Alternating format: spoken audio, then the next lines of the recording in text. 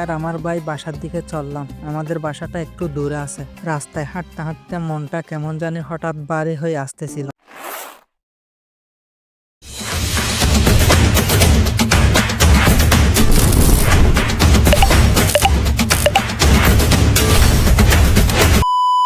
আসসালামু আলাইকুম, কি অবস্থা সবার, কেমন আছেন? আশা করি সবাই ভালো আছেন। রাতে দোকানে বসে থাকতে থাকতে আজ আর ভালো লাগতেছিল না। আজকে ঠান্ডা অন্য দিনের চেয়ে একটু বেশি পড়তেছে। দোকানের ভেতর বসে থাকতে থাকতে মনে হচ্ছিল চারপাশের নীরবতা যেন মনটার উপর চাপ হয়ে আসতেছে।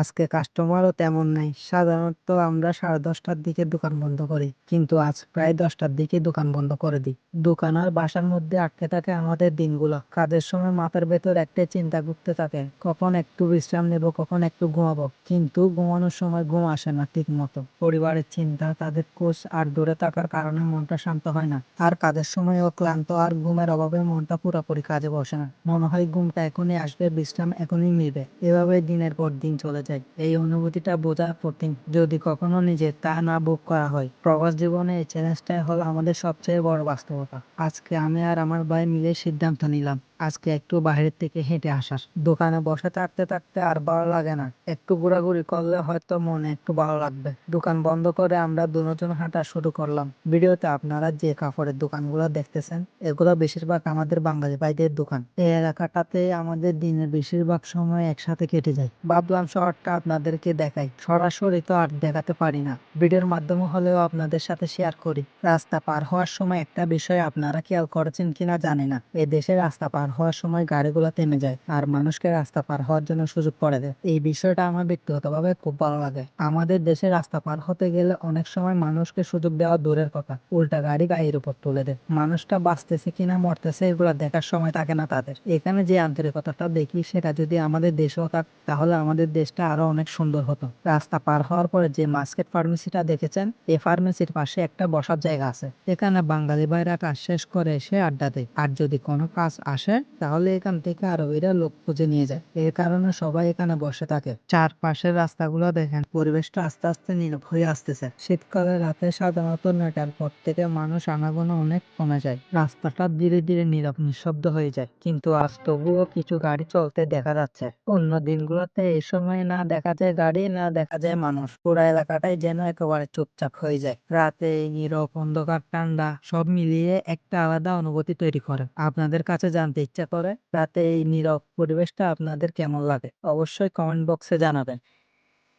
অন্য দিনের তুলনায় আজকে রাস্তায় একটু বেশি গাড়ি দেখা যাচ্ছে। আপনারা এখানে যে দোকানগুলো দেখতেছেন, এর বেশিরভাগ দোকানই বাঙালি ভাইদের, আর কিছু দোকান আছে ইন্ডিয়ানি ভাইদের। হাঁটতে হাঁটতে মনে হলো কিছু শপিং করা দরকার, তাই আগে ব্যাংকে গিয়ে কিছু টাকা তোলার চিন্তা করলাম। মনে মনে ভাবতেছিলাম, এত রাতে আদৌ টাকা পাওয়া যাবে তো? কখনো কখনো এই সময় মেশিন কাজ করে, কখনো আবার কাজ করে না। তবুও আশা করলাম হয়তো আজ ভাগ্যটা ভালো হতে পারে। কিন্তু ব্যাংকে গিয়ে দেখি টাকা তোলা সম্ভব হলো না। তাই অন্য একটা ব্যাংকের দিকে রওনা দিলাম আমি আর নেওয়াজ।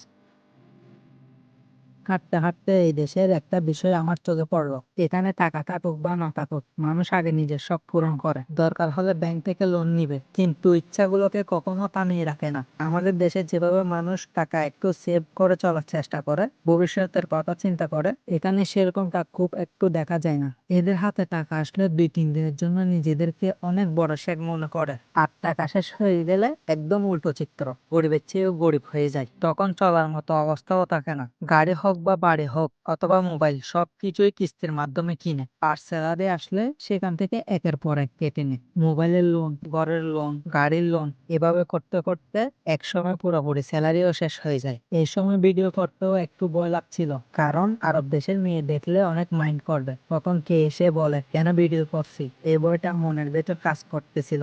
আর এখানে একটা বাস্তবতা আছে, মেয়েদের ব্যাপারে এরা খুবই সেনসিটিভ। পুলিশ আসলে অনেক সময় আগে আমার কথা শোনার আগেই ওদের কথা সত্য ধরে নেয়। এই চিন্তা থেকে কিছু জায়গায় ভিডিও করতে পারিনি, তাই ভাই আজ ক্যামেরাটা আমি নিজের মতো করে চালাচ্ছি। যেখানে নিরাপদ সেখানে শুট, বাকি জায়গায় শুধু হাঁটা। যাই হোক, চারপাশে একটু তাকান, এখানকার রাস্তাঘাট গুলো দেখলেই বুঝবেন কতটা পরিষ্কার আর পরিচ্ছন্ন। যেখানে সেখানে ময়লা চোখে পড়ে না। রাস্তায় হাঁটতে হাঁটতে মনটা এমনিতেই ভালো হয়ে যায়। আসলে পরিবেশটা অনেক সুন্দর। আমি আর আমার ভাই দুজন হাঁটতে হাঁটতে গল্প করছি, সময়টা কখন যেন কেটে গেল বুঝতে পারলাম না। এখন আমরা চলে আসলাম পেট্রোল পাম্পে। পেট্রোল পাম্পের পাশে ব্যাংক আছে। ভাবছি এখান থেকে টাকা তুলে নেব। এখানে একটা বিষয় আমার খুব ভালো লাগে, অযথা কেউ গাড়ির হরন দেয় না, জ্যাম হলেও চারপাশে কোনো চেঁচামেচি নেই। এই পরিবেশটাই মনে একটু আরাম এনে দেয়। অবশেষে ব্যাংকে চলে আসলাম। নেওয়াজকে বললাম আজকে আমি টাকা তুলবো, কারণ আমারও শেখা দরকার আছে। নেওয়াজ যখন দেশে যাবে তখন আমার থেকে টাকা তুলতে হবে, সুতরাং আগে থেকে শেখা ভালো। নেওয়াজ পিছন থেকে বলে দিচ্ছিল কিভাবে টাকা তুলতে হবে, আমিও ঠিক সেভাবে টাকাগুলো তুলে নিলাম। টাকা তুলে নেওয়ার পর শপিং আর যাওয়া হলো না, অন্য এক সময় শপিং এ যাইতে হবে, আজকে না যাওয়াটাই ভালো মনে হলো। খোলামেলা জায়গায় শীত বেশি তীব্র। নেওয়াজও শীতের কাপড় পরেনি, তাই বাসায় চলে যাচ্ছি। আমি আর আমার ভাই বাসার দিকে চললাম। আমাদের বাসাটা একটু দূরে আছে। রাস্তায় হাঁটতে হাঁটতে মনটা কেমন জানি হঠাৎ ভারী হয়ে আসতেছিল। রাত নামলে সব নিঃশব্দ হয়ে যায়, শহরও চুপ হয়ে যায়, মনও চুপ হয়ে যায়। বাসায় যায় একা একা ভাত খেতে হয়, কেউ পাশে নেই। মায়ের হাতের রান্নার স্বাদ মনে পড়ে, কিন্তু সেটা শুধু স্মৃতিতে। সব আছে কিন্তু আনন্দ নেই, কষ্ট বোঝানো যায় না, শুধু রাতের অন্ধকারে মনটা বয়ে যায়।